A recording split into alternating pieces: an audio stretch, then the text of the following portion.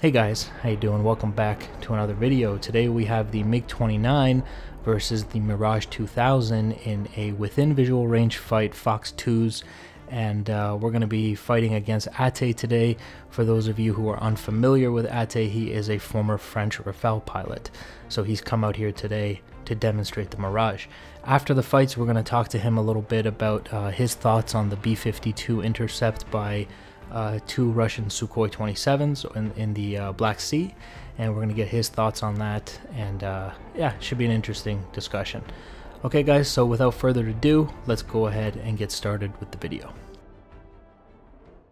Alright guys, so Mig-29 versus Mirage. What we're going to do here is no high off bore sight stuff, which means because the Mirage doesn't even have that capability, what that means is I'm going to not use the helmet mounted sight on the Mig-29 and just use the vertical and if necessary the bore sight, and I'll get my locks that way, and I'm firing the R-73. The Mirage is firing the Magic II.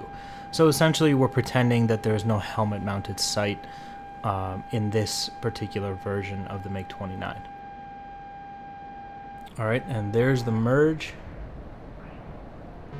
And Ate's gone for the vertical. Get a lock here. Fox 2, way too close, bad launch.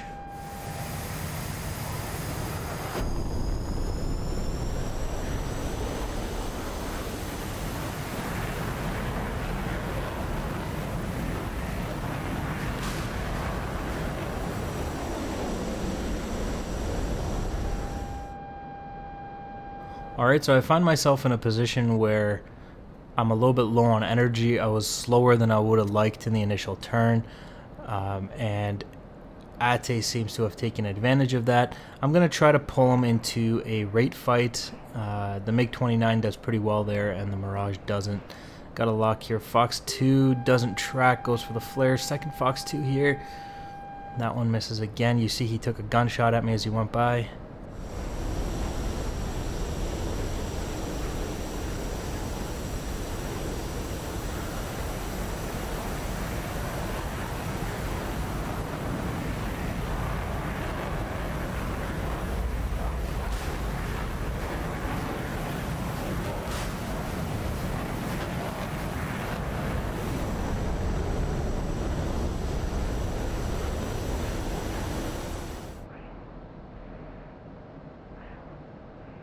Alright, so he's going to continually try to force head-ons and one-circle fights, and I'm going to... Ooh, Fox 2. And I'm going to try to force the whole rate fight thing. Now, the problem is I'm not really great in energy management in the Mig-29, but I'm hoping I can make something happen here. Now... Whoa. He's getting some nice Fox 2 launches. Alright, so he's situated behind me at this point. He's on my 7 o'clock low, it looks like. And it looks like his nose is stuck in lag, but the main problem here is the fact that he is pretty much sitting inside of my turn circle. And if he can close the distance, that's going to be a serious problem for me. And I'm just going to do my best here, see if we can outrate him before he can get any kind of gunshot opportunity here. Fox 2.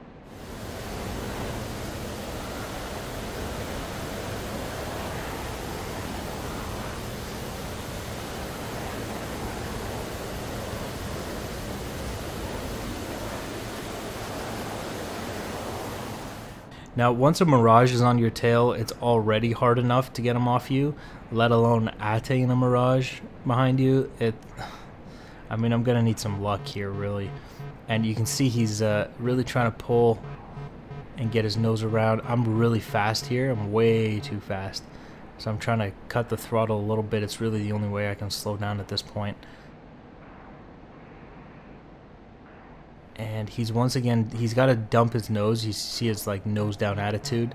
It's the only way he can even relatively try to keep up in this rate. You see those vapors coming off. He's pulling real hard. Those tracers went right behind, and there he is. He's slotted in really nicely on my 6 here. Ooh. Yeah, see? So this is only a matter of time at this point. We're going to have to do something different gonna try to use the vertical. He's got me locked up. We're gonna do a jink here, try to survive, and oh! Left engine fire. Right I engine forgot he fire. had one more missile, man. Radar failure. I was so busy defending the guns, I forgot about the missile. Good kill to Ate. So that whole fight was pretty much lost at the beginning because of my poor energy management. I will not make that mistake again. Hard lesson learned.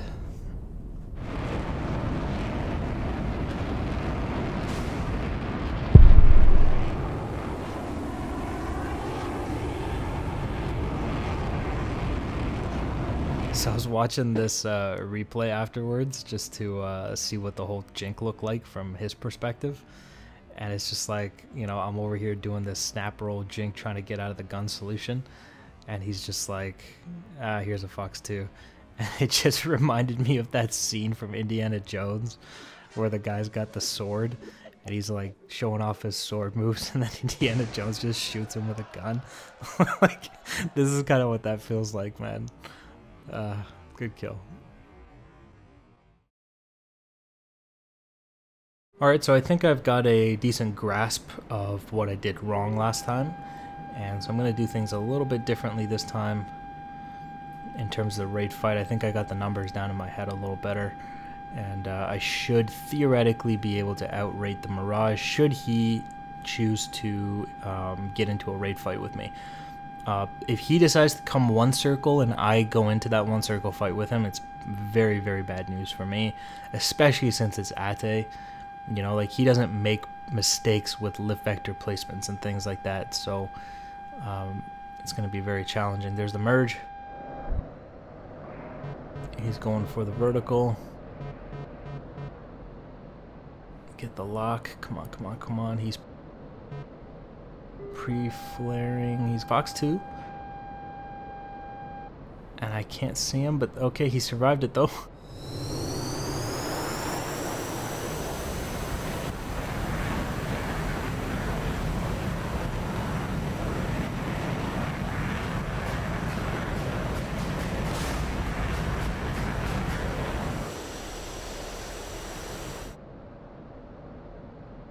Just see him shoot out behind me. That's how I know he survived.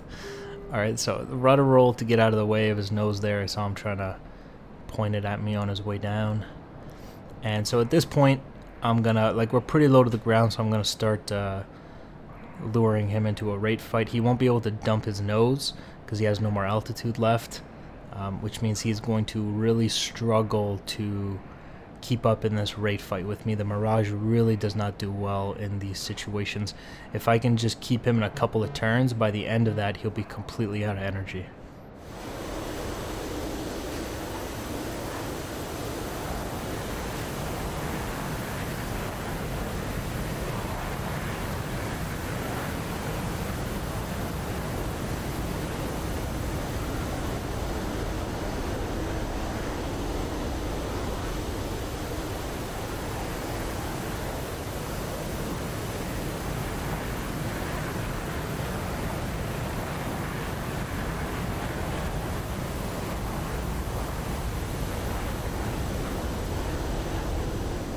And theoretically, once he's out of energy, I'll be able to raid him, come up behind him, and kill him. Once again, the problem with the Mirage is that it's going to sit inside of my turn circle. That's going to create a whole lot of problems. And if he can get kind of a high aspect shot as he flies by, it could be very, very dangerous. So you still don't want to write the Mirage off even in these situations. I'm maintaining a higher altitude. And okay, here we go. He's going to get reversal cues here. He's going to try to force a one circle fight. And yep. Fox 2. Come on. I don't know if that hit him. Yeah, that hit him. Hey. Very nice.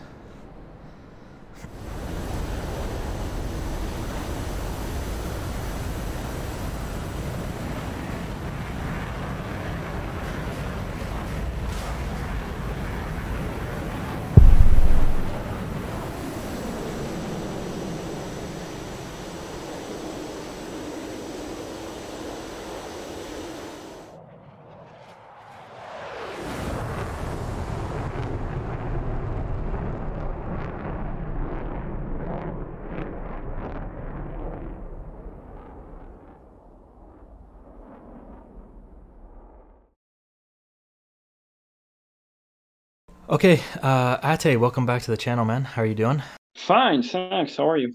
Good, brother. It's been a little while, about 2 days or 3 days since we last fought. And as always, there's a lot of things going on in the combat aviation world. I'm sure everybody watching has heard about the B-52 intercept that happened recently over the Black Sea. And I was thinking if we could get your thoughts on it.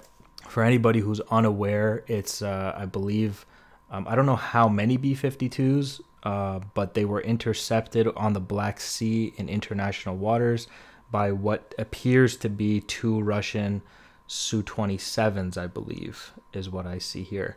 And so they were apparently very aggressive and crossed within 100 feet of the nose as they broke off. And yeah, so it was said to be very aggressive. Other people are saying, well, it was near Russia, they had a right to be aggressive. What are your thoughts on the whole thing? Sure. So yeah, from the source I've been able to find, they're talking about six B-52s. And what is important to understand is, as you said, international waters. So when you have a country, it's like having a house. You do what you want to do in your house. And this law extends to 12 miles from the end, from your shore. So up to 12 miles at sea, it is considered by international law as being your house. So your garden, you do whatever you want. And then you have all zones that can be up to 200 miles. That is basically you can do all the business you want in it, but anyone can fly inside. So what the B-52s were doing was just flying at more than 12 miles from Russia, which is completely legal. And the Russians do the exact same of the coast of Europe, of the coast of Alaska. Everybody does it. So judging from the footage, what we saw was an interception by armed jets, which yeah, it's pretty normal. But they were extremely close as they broke off, and they crossed right in front of the path of the B-52 in an extremely aggressive manner, and something you can qualify as unprofessional. Why unprofessional? Because between professionals, you understand there are risks involved with aviation, risk involved with the military, and you keep it safe by giving yourself some distances. Training rules when we dogfight, as you know, is about 1,000 feet, so a 300-meter bubble. You're not supposed to get within this. We do from time to time, especially during spirals, but at low speed, and it's something we can control. When you do something like that, flying just in front of the other aircraft, it's dangerous for several reasons. First one is there is absolutely no way you can really control how close or how far you're going to be. Second reason is they're going to get in your jet wash, and aircraft have been lost due to flying into jet wash. Just look at Top Gun, but it's coming from somewhere. I know for a fact in France, a F8 Crusader, he did the same type of maneuver with an Epsilon. It's like a T6 Texan, and the guy got in a spin and they crashed and both die. It's like years, decades ago, but it is possible. So it's not something you want to do. So it is, yes, extremely aggressive, but it's not smart aggressiveness. Normally, just showing up, showing you're here, you're armed, you can intercept, is get the job done. You don't have to be unprofessional like that. So it's kind of, it's not sad, but it's not professional, and there are lives at stake. So just imagine the B-52 would have accelerated at the same time, and the Russian guy couldn't have done anything to prevent a collision. So it's not cool. Right. And what about the whole interception of the whole incident? Like, how are you allowed to intercept somebody in international waters, whether it's the Russians and they're being intercepted by NATO or vice versa? Why would they intercept in international water? We all intercept each other, and NATO, we do intercept Russians all the time in international water, so it's fair. But when we intercept, we don't get too close. It's all about maintaining smart distance. So you want to intercept for a lot of reasons. One of the reasons is making some sort of show of force or show of presence, showing them, hey, we detected you and we can shoot you down if we want. That's basically the type of message you're sending to B-52 bombers, because the B-52s are coming to say, hey, we can do a strike probably a nuclear strike against you, and the Russians are saying, hey, we can intercept you, which means we could shoot you. So it's all showing your muscles. It's like a it's like a Arnold Classic contest a little bit. So you're flexing in front of the other one. Another reason why you would like to intercept somebody is if he's getting too close to your territory, or if he's crossing the line and he's getting inside your airspace, and you want to be in a shooting position, because maybe your politicians are going to ask you to shoot him down. So that's why you want to have assets close to the threat. Another reason why you would conduct an intercept is to assist an aircraft. Let's say there is an issue with an airliner or stuff like that. You're going to scramble a jet and intercept the aircraft to provide assistance, or to do surveillance or reconnaissance. So maybe the Russian detected some spots on their radars. They didn't know exactly what it was. They decided to send Sukhois to get visual notification, to have a look at what you're doing, check what's below the wings, if there is any new stuff, take some pictures. So do intelligence gathering. That's another reason why you want to do interception. But really the message is always that you're getting close to my shores. I'm able to detect and intercept you and act against you if need be. But again, there is really no need to do that type of highly aggressive maneuver. Just think about it as a fighter pilot doing an interception. It's like being tasked with your car, with your SUV on the highway, and you're being tasked to protect the highway. Okay, so you don't want anyone else on the highway. And now there is like a convoy of 6 trucks getting on the highway, and you're here with your Dodge Charger, and you have 6 trucks coming on the highway. So how can you protect your highway? Peacetime. Peacetime, you can only show yourself to them, I guess. Get close to them. That's it. Yeah. You're going to show yourself, and what they just did was they got extremely close in front of the lead truck and sort of hit the brakes a little bit to scare them. But it's not very. It's dangerous.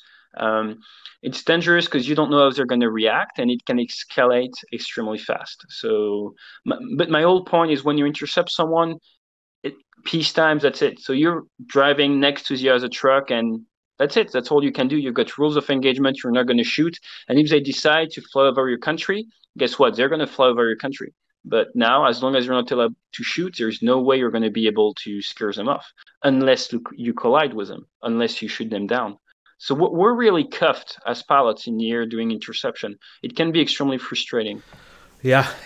Ate, listen, man, I don't want to keep you too long. Always nice to have you come and give us a qualified opinion on these events that are going on in combat aviation. It's really nice to have access to a very knowledgeable guy like yourself who's willing to come and talk about these things. So really appreciate your time, all the time that you come out on this channel. I know everybody here loves you, so it's great to have you, man, and I hope to have you back soon for another video. Thank you very much. Thanks. I'll be working, I think, on trying to get dig a little bit on this incident, and I'm sure I'll publish something later in the week to talk about it, maybe more in depth. But I still have to gather some more intel. Yeah, and you're gonna post that on your own channel, right? Yeah, that's correct. I think on Thursday, and in French on Sunday. That's usually what I do. I try to break stuff down a little bit, and we'll talk about the US a little bit as well. Okay, and guys, the link to Ate's channel channels will be in the video description, along with his book. So definitely check all of that out.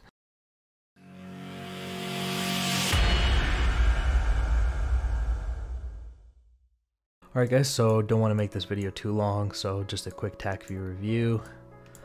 Here's the merge, Mach 0.8 for me, and looks like a Mach 0.92 for Ate. And so there's the merge. We're both going for a bit of a vertical.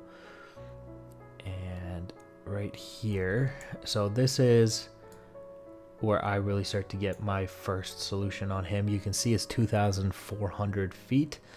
I got the lock, but for some reason the launch authorization, if I remember correctly, didn't come. Or no, it did. It's right here. Yeah, I'm thinking of the wrong fight, sorry. So 2,400 feet, and missile comes off the rail, way too close, especially since both bayonets are hot on each other. That closure is very, very quick. So that missile is useless. That's a terrible launch by me. And so I'm quickly gonna try to work back to get another solution on him. And so I got to dump my nose here because I was pretty slow at the top. So I'm having gravity kind of help me pull through that turn. And I'm pulling really hard here, trying to get that nose to come around. You can see I'm pulling about 14.4 degrees a second. And you can see Ate begin to pre-flare. And we've talked about this several times at this point. The pre-flare is due to him knowing that he is within the WES of the R73. Now, this is an interesting thing that happens with the R73. Look at this thing. So this is fired at 4,800 feet. That is more than enough for an R73 to find its target.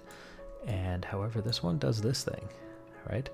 And I've seen R73s miss, especially during pre-flaring, but never quite like this. Now, during the fight, I didn't really understand what happened there, but looking in TAC view, I think that it was a combination of the pre-flaring and the fact that the sun is off in the distance here. So this heat R73 Seeker head is probably just seeing an absolute giant blob of heat right here, and it has no idea what it's doing, and it just goes like this. And that's my best guess. I think the sun had a lot to do with what happened to this missile. And there it goes, just absolutely confused. That is one stupid missile. And so I'm dropping my flares too, anticipating a possible Magic 2 shot by Ate. He seems to be more inclined to take a gunshot. By this time I get a second missile off. It's way too close and it's garbage. I don't even think it went for the flares. It just could not get around to hitting Ate. So at this point we are getting pretty close to each other, and it's becoming evident to me that this is probably going to be a guns fight. And we're going to continue here. So now at this point, Ate using the Mirage very, very dangerously. Once that Mirage is back there, really with anybody who's somewhat competent, a Mirage is a very difficult aircraft to get off your 6, and mostly due to how quickly it can bleed airspeed. So he can repo behind you really, really easily, especially if the guy knows what he's doing.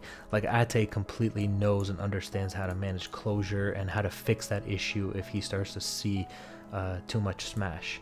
So right here he is dumping his nose. This is one thing you're going to see a lot from a Mirage. As long as they have altitude, they're going to have to dump that nose in order to pull through these turns. You can see he's actually getting really good degrees a second here at 17.2, with me getting a crap 10.5, and also that's because my indicated is about 390. So I'm a little bit slower, I believe, than I would like to be.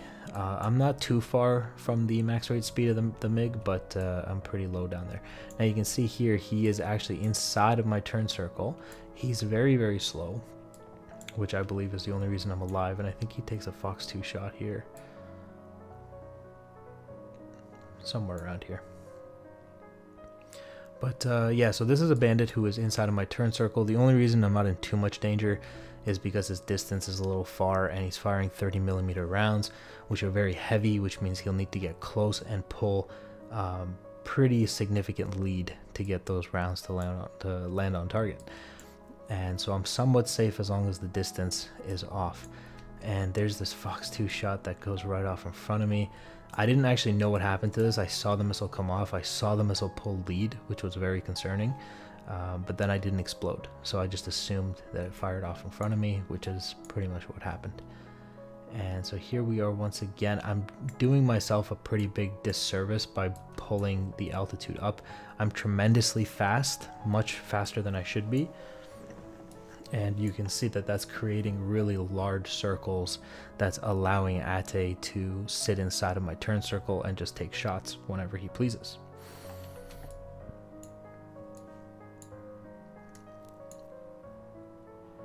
So in an attempt to bring that down, I actually pull the burner, and I'm pulling really hard. I'm pulling as many G's as I humanly can, and you can see it's slowly dissipating. However, Ate remains well inside the turn circle. Once again, you see that nose down attitude from the Mirage. Here he is trying to pull that lead. And he takes his shot, which is a fairly decent shot, but just a little short. And so at this point, I'm just hoping that if I can stay in this turn and I can just get to that, actually, let's rewind that a little bit. I'm hoping that if I can just stick to that rate, I can outrate him. However, right here, when I see him about to take that shot, let's get rid of some of these circles here. I try to tighten the turn down. You see me pulling more G's, pulling harder on the stick. I'm trying to tighten down the turn. And essentially what I want to do is shoot out of Ate's HUD. Let me see if I can figure out how to pull up the HUD. Here we go. Okay, so I don't often use this view, but my attempt was, as I saw him pulling lead, I want to pull harder on the stick, which should sling me out over here and theoretically save me. That's what I was going for anyway. Let's see if it worked.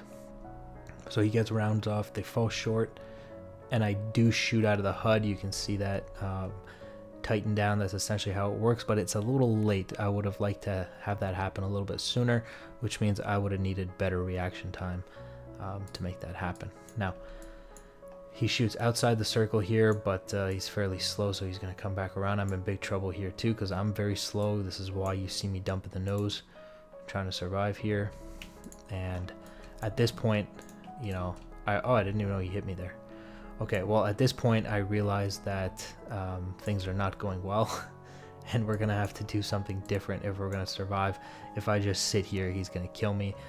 You've seen in the Hornet, I do the out-of-plane maneuver, where right when he, maybe like a second before he shoots, you want to level the wings out, and you want to pull the aircraft up and then come right back into your turn. This is an out-of-plane maneuver and should really be used for high-aspect shots. And this kind of does look like a high aspect shot to me. It's not that high, but it's higher. I would have used it here if I was a better Mig-29 driver. And anyway, so I'm like, all right, I'll go for the vertical here because I figure he's pretty slow. And I'm not much faster than him, but I believe I have a better thrust to weight ratio in the MiG.